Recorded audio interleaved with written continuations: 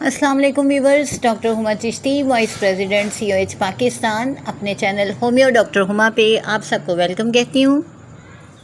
आज जो टॉपिक मैंने आपके लिए सिलेक्ट किया है बहुत ही ज़बरदस्त टॉपिक है, बिकॉज़ थायराइड के मसाइल बहुत ज़्यादा देखने में आते हैं, लिहाजा मैंने सोचा कि इसके ऊपर एक वीडियो बनाई जाए। तो आज वीडियो जो है वो हाइपर थायराइडिज़म पर है। आसान लफ्ज़ों में बात की जाए तो इनलार्ज्ड थायराइड कहा जाता है इसे, यानी थायराइड ग्लैंड का अपने नॉर्मल साइज़ से बढ़ जाना। हाइपरथायराइडिज़म के बहुत सारे नाम हैं जिनके ज़रिए आप इसे जान सकते हैं, इस पर स्टडी कर सकते हैं। ग्रेव्स डिजीज़ भी इसी का नाम है, आप स्टोर पे भी इसे देख सकते हैं। इसके अलावा इसको टॉक्सिक गाइटर भी कहा जाता है, थायराइडाइटिस कहा जाता है, यानी थायराइड की इन्फ्लेमेशन के तौर पे। एक्सोथैल्मिक गाइटर के नाम से जाना जाता है। इसके अलावा इसको थायरोटॉक्सिकोसिस भी कहा जाता है। मज़ीद डिटेल में जाने से पहले आपसे रिक्वेस्ट है कि चैनल को सब्सक्राइब कर दीजिए, लाइक कीजिए और कमेंट सेक्शन में अपनी राय का इज़हार ज़रूर कीजिए। नए आने वाले व्यूअर्स को वेलकम कहती हूँ। थायराइड ग्लैंड के बारे में आपको नॉलेज तो होगा डेफिनेटली, लेकिन इसके बारे में स्लाइटली सा बताती चलूँ। जैसा कि आपको हर वीडियो में थोड़ा थोड़ा एनाटॉमिकल गाइडलाइन दी जाती है, तो थायराइड ग्लैंड जो है वो एंडोक्राइन सिस्टम का एक हिस्सा है। थायराइड ग्लैंड हार्मोन्स रिलीज़ करता है और इन्हीं के रिलीज़ होने की वजह से या इसके एक्टिव होने की वजह से थायराइड हुआ करता है, थायराइड का प्रॉब्लम। ओवर एक्टिव थायराइड के बारे में हम बात करें, यानी थायराइड का ज़्यादा एक्टिव हो जाना। थायराइड ग्लैंड थायरोक्सिन को एक्सक्रीट करता है, यानी इसके अंदर से जो हार्मोन रिलीज़ होता है, जो हार्मोन पैदा होता है, उसे थायरोक्सिन कहते हैं। यूजुअली आपने सुना होगा कि जिसको भी थायराइड का प्रॉब्लम होता है वो हाइपर हो या हाइपो हो, उसके बारे में कहा जाता है कि ये तो अब तमाम उम्र मेडिसिन खानी पड़ेगी। तो याद रखिए कि होमियो में ऐसा नहीं है। It is a treatable disease having a good cure in homeopathic system. याद रखिए कि कोई भी चीज़ जब अपनी नॉर्मल लेवल से ज़्यादा हो जाती है तो उसमें कोई ना कोई प्रॉब्लम आ जाता है। जैसा कि जब इसकी ओवर एक्टिविटी होती है, यानी hyper activity of thyroid gland होती है, तो क्या होता है कि ऐसा होने से बॉडी के तमाम मेटाबॉलिज्म ज़्यादा हो जाते हैं। और फिर मोस्टली जो प्रॉब्लम्स आप देखते हैं पेशेंट्स में वो वेट लॉस है। इसके अलावा हैंड, आप अगर उनके हाथों का ऑब्जर्वेशन करें तो उसमें ट्रेमर्स होंगे, यानी वो लरसते हैं। इसके अलावा टैकीकार्डिया का प्रॉब्लम होता है, यानी धड़कन का बहुत ज़्यादा तेज़ हो जाना, या फिर इर्रेगुलर हार्ट बीट, यानी कि नॉर्मल हार्ट बीट का ना होना, कभी ज़्यादा कभी कम हो जाना।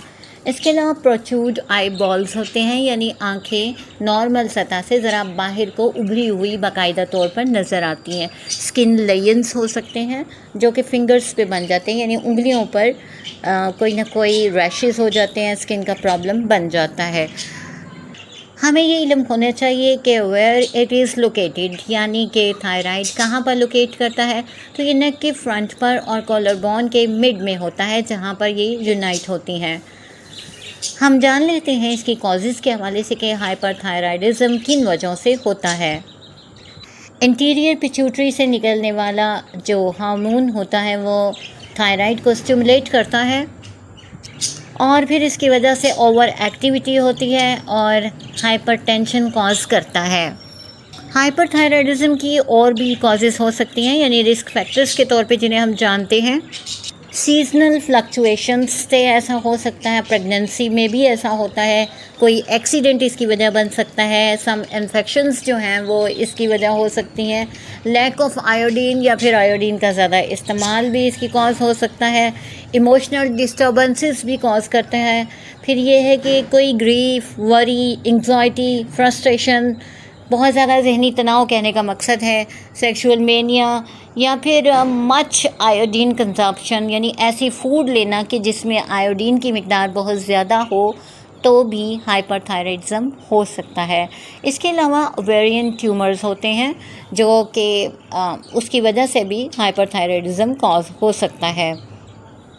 इसके अलावा एक कॉज़ ये भी हो सकती है कि लोग ये सोचे बिना कि अब थायराइड की एक्टिविटी कैसे चल रही है, कि थायराइड हार्मोन लेते रहते हैं और जब उसका बहुत ज़्यादा इस्तेमाल हो जाए, टू मच यूज़ हो जाए, तो क्या होता है कि समटाइम हाइपरथायराइडिज़म हो जाता है और हम एक डिज़ीज़ को ठीक करते करते दूसरी डिज़ीज़ में मुब्तला हो जाते हैं। फिर इसी तरह से वायरल इन्फेक्शंस भी इसकी कॉज़ हो सकती हैं।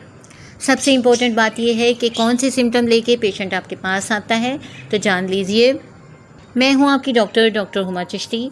तो जान लीजिए कि सिम्टम्स जो हैं वो एंग्जाइटी होती है, यानी कि तशवीश हो जाना, नर्वसनेस होती है, या कह लीजिए कि अनफाउंडेड फियर्स होते हैं, यानी कि ऐसे खौफ जिनका इल्म ही ना हो कि ऐसा क्यों है, अनजाने से खौफ होते हैं पेशेंट को। टायर्डनेस रहती है, थकावट की शिकायत जिसे कहते हैं। अनड्यू किस्म के स्वेटिंग होती है, यानी कि बहुत ज़्यादा पसीने आना और या पसीने में शराबूर हो जाना। और रेस्टलेसनेस होती है पेशेंट के अंदर। इसके साथ ही साथ इमोशनल आउटबर्स्ट होते हैं, यानी कि बहुत ज़्यादा जज्बाती तौर पर वो तैश में आ सकता है, इरिटेबल हो सकता है। ब्रेथलेसनेस होती है, यानी सांस का जो है वो तंग होना, या यूँ कह लीजिए सांस में प्रॉब्लम आना, छोटा छोटा सांस आना, प्रॉपर से सांस ना ले सकना। इसके अलावा एक्सर्शन से स्पेशली ऐसा होता है, टैकीकार्डिया की कंडीशन रहती है पेशेंट में, यानी धड़कन का बहुत ज़्यादा हो जाना और बहुत तेज़ी से दिल का धड़कना। इसके साथ ही साथ पैल्पिटेशन होती है और डिफ़िकल्टी होती है कंसंट्रेशन में, यानी कि किसी चीज़ पे फोकस करना बहुत मुश्किल हो जाता है। फटीग रहती है, जैसा कि मैंने स्टार्टिंग में बताया कि टायर्डनेस होती है पेशेंट को। फिर फ्रीक्वेंट बाउल मूवमेंट्स होती हैं, यानी कि प्रॉपरली जो है उसका सिस्टम जो है वो रेगुलेट नहीं करता, कभी उसको मोशन होते हैं, कभी कॉन्स्टिपेशन हो सकती है। फ्रीक्वेंट बाउल मूवमेंट्स होती रहती हैं। हेयर लॉस हो जाता है, यानी बाल गिरना शुरू हो जाते हैं। हाथों में लरसा होता है। हीट टॉलरेंस के हवाले से आपको बताती हूँ कि पेशेंट गर्मी को बर्दाश्त कर सकता है, उसको गर्मी नहीं ज़्यादा लगती बल्कि सर्दी लगती है, और उसकी भूख बहुत ज़्यादा हो जाती है। इसके अलावा इरेगुलर मेंस्ट्रुएशन भी जो है वो हाइपरथायराइडिज़म में हम अक्सर देखते हैं फीमेल्स में। नेल्स में आप देखें तो वो चेंजेस आती हैं, और इसके अलावा स्लीप प्रॉब्लम्स भी इसके साथ साथ रिलेट करती हैं। सम अदर सिम्टम्स के हवाले से हम बात करते हैं कि चंद एक और ऐसी अलामात हैं जो देखने में कुछ पेशेंट्स में आती हैं, जिनमें क्लैमी स्किन होती है, यानी चिपचिपी सी स्किन होती है, ऐसी जिल्द हो जाती है पेशेंट की, और वो फेंट महसूस करता है अपने आप को, जैसे कि बिल्कुल बेहोश होने लगा है। और ये कैफियत तब होती है जब वो अपने बाजुओं को ऊपर उठाता है या उठाए रखता है। इसके साथ ही साथ ब्रेस्ट डेवलपमेंट होने लगती है मेन में, स्पेशली आदमियों में, यानी कि मेल्स में क्या होता है कि ब्रेस्ट की डेवलपमेंट होने लगती है, ज़्यादा हो जाती है ब्रेस्ट, वो प्रोमिनेंटली नज़र आने लगती है। इसके साथ ही साथ हाई ब्लड प्रेशर देखेंगे। इसका मैंने बारहा जिक्र किया कि ब्लड प्रेशर हाई रहता है हाइपरथायराइडिज्म के जो पेशेंट होते हैं उनका। इची आइज़ होती हैं, इनकी आंखों में जो है वो खारिश होती है। इसके अलावा आइज़ के स्वेलिंग भी हो सकती है, स्किन ब्लश करती है या फ्लशिंग होती है, यानी कि ब्लशिंग भी होती है और फ्लशिंग भी होती है, उसमें हॉटनेस भी फील होती है। और इसके साथ ही साथ नोज़िया एंड वॉमिटिंग की कंडीशन भी आप देखते हैं, मतली और उल्टी की कैफियत क्या आ जाना। वीकनेस ऑफ हिप्स एंड शोल्डर्स, यानी कि ये पार्ट्स जो हैं वो थकावट का बहुत ज़्यादा शिकार होते हैं। एक डॉक्टर को ये पता होना चाहिए कि इसका डायग्नोसिस कैसे हो सकता है। तो फिज़िकल चेकअप में जब चेकअप किया जाता है तो आप देखेंगे पेशेंट का सिस्टोलिक ब्लड प्रेशर हमेशा हाई होगा, टैकीकार्डिया की कंडीशन होगी। आप उसके आइज़ को अगर ऑब्ज़र्व करेंगे तो इन्फ्लामेशन होगी, यानी सोजिश नज़र आएगी, स्वेलिंग नज़र आएगी आपको उसकी आइज़ के अराउंड, और उसकी जो स्किन है, उसके हेयर, उसके नेल्स, इनमें चेंजेस होंगे। इसके लिए TSH को मेजर किया जाता है, T3 T4 को चेक किया जाता है, और इसके अलावा कोलेस्ट्रॉल लेवल, ग्लूकोज लेवल को चेक किया जाता है। थायराइड का एक ख़ास टेस्ट भी होता है जिसे हम थायराइड स्टिमुलेटिंग इम्यूनोग्लोबिन कहते हैं, ये भी करवाया जाता है, और थायराइड अल्ट्रासाउंड भी करवाया जाता है। ये तो थे टेस्ट जिनके बारे में हमें पता होना चाहिए और इसको डायग्नोस करने के लिए ये काम आते हैं। लेकिन बात की जाती है जो कि ज़रूरी है वो है ट्रीटमेंट की। तो ट्रीटमेंट के हवाले से ये आपको बताती चलूँ कि जैसा कि सभी जानते हैं कि हाइपरथायराइडिज्म या थायराइड का कोई भी प्रॉब्लम हो तो एलोपैथिक वे ऑफ सिस्टम में, जो कि मोस्टली लोग जो है एलोपैथिक वे सिस्टम पे बहुत ज़्यादा बिलीव करते हैं, तो उसमें क्या है कि सारी ज़िंदगी मेडिसिन खानी पड़ती है। एंटी थायराइड मेडिसिन दी जाती हैं। इसके अलावा रेडियो एक्टिव आयोडीन दी जाती है ताकि जो इसका प्रॉब्लम है ओवर प्रोडक्शन का, ये ठीक किया जा सके, रोका जा सके, या फिर सर्जरी के ज़रिए इस थायराइड को रिमूव कर दिया जाता है। एंग्जाइटी की कंडीशन को दूर करने के लिए, और ये जो ट्रेमर्स का प्रॉब्लम होता है, टैकीकार्डिया होता है, दिल की धड़कन का बहुत ज़्यादा तेज़ हो जाना, इसके लिए बीटा ब्लॉकर्स यूज़ करवाए जाते हैं ताकि जो है पेशेंट को रिलैक्स किया जा सके।